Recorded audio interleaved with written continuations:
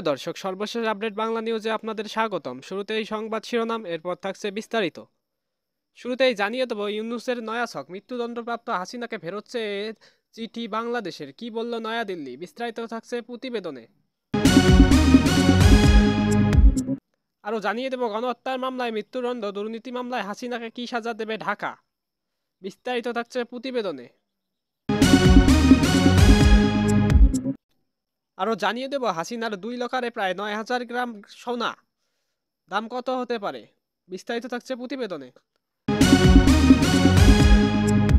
আরও জানিয়ে দেব, বিএনপির নেতা ফজলুর রহমানের বিরুদ্ধে ট্রাইব্যুনাল আদালত অবমাননার অভিযোগ, বিস্তারিত থাকছে প্রতিবেদনে।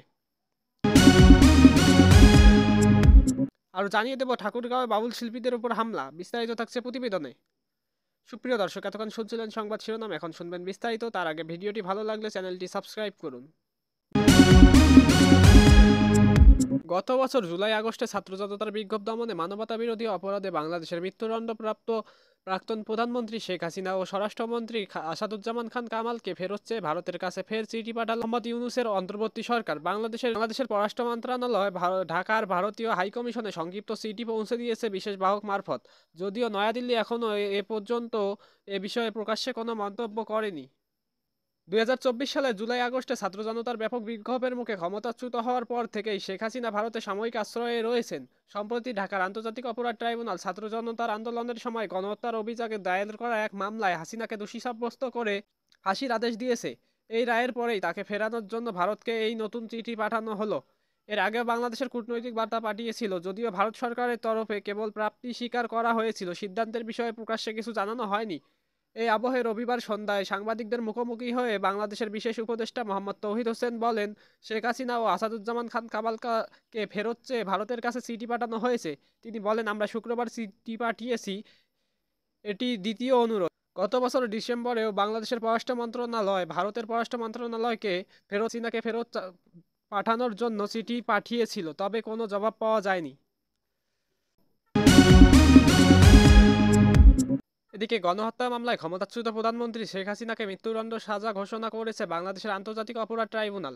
কিন্তু এখানেই শেষ নয়। আগামী 1 ডিসেম্বর হাসিনা, তার বোন রেহেনা ও বোনঝি টিউলিপ সিদ্দিকী সহ 17 জনের বিরুদ্ধে দুর্নীতি মামলার রায় ঘোষণা করবে ঢাকার বিশেষ আদালত। অভিযোগ, হাসিনার শাসনামলে মায়ের নামে প্লটের দাবিতে তৎকালীন প্রধানমন্ত্রীর উপর চাপ সৃষ্টি করেন হাসিনা কন্যা টিউলিপ সিদ্দিকী।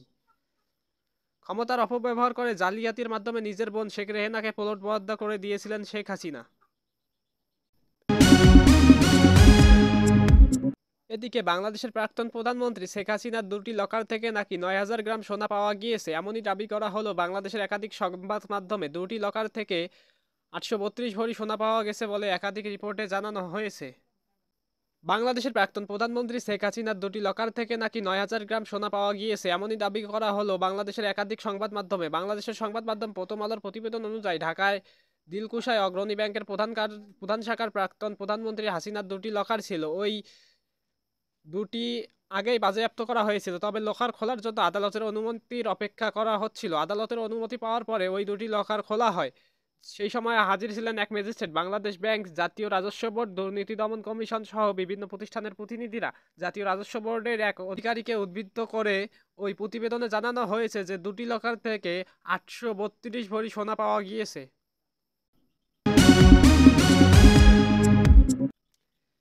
এদিকে বিএনপি নেতা ফজলুর রহমান ফজুর বিরুদ্ধে ট্রাইব্যুনাল আদালত অবমাননার অভিযোগ উঠেছে। আন্তর্জাতিক অপরাধ ট্রাইব্যুনালে অ্যাডভোকেট ফজলুর রহমানের বিরুদ্ধে আদালত অবমাননার অভিযোগে আবেদন করেছে প্রসিকিউশন। বুধবার এ তথ্য জানিয়েছেন প্রসিকিউটর গাজী এম.এইচ তামিম। তিনি জানান, অ্যাডভোকেট ফজলুর রহমানের বিরুদ্ধে আন্তর্জাতিক অপরাধ ট্রাইব্যুনালে কন্টেম্প্ট অফ কোর্টের আবেদন দাখিল করেছে প্রসিকিউশন। এদিকে বাউল শিল্পীদের উপর হামলার বিচার ও বাউল আবুল সরকারের মুক্তির দাবিতে ঠাকুরগাঁওয়ে প্রতিবাদ সমাবেশের আগেই বাউল শিল্পীদের উপর হামলা ও মারপিটের ঘটনা ঘটেছে। এ ঘটনায় 2 জন বাউল শিল্পী আহত হয়েছেন। বুধবার দুপুরে ঠাকুরগাঁও শহরের কোর্ট চত্বরে এ ঘটনা ঘটে বলে জানান ঠাকুরগাঁও সদর থানার ভারপ্রাপ্ত কর্মকর্তা সরোয়ার আলম খান। প্রত্যক্ষদর্শীর বরাতে ওসি সরোয়ার আলম বলেন, দুপুরে সম্প্রীতিরক্ষ ঠাকুরগাঁও ব্যানারে ঠাকুরগাঁও শহরের চৌরাস্তা মোড়ে বাউল শিল্পীদের প্রতিবাদ সমাবেশে অনুষ্ঠিত হওয়ার কথা ছিল। ঘটনাস্থলে আমাদের অতিরিক্ত পুলিশ মোতায়েন করা ছিল, কিন্তু সমাবেশ অনুষ্ঠিত হওয়ার আগে কোর্ট চত্বর এলাকায় 2 জন বাউল শিল্পীকে একা পেয়ে উৎসুক জনতা তাদের উপর হামলা করে এবং মারপিট করে।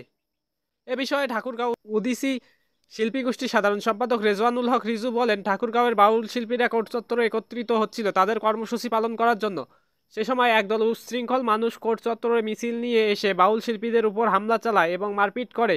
তিনি আরও বলেন, প্রত্যেকটি মানুষের অধিকার রয়েছে তাদের মতামত প্রকাশ করার, কিন্তু আজ ঠাকুরগাঁওয়ে বাউল শিল্পীদের উপর যে হামলা ও মারপিটের ঘটনা ঘটেছে এটি দুঃখজনক। আমাদের সংগঠনের পক্ষ থেকে আমরা এর তীব্র প্রতিবাদ ও নিন্দা জানাচ্ছি।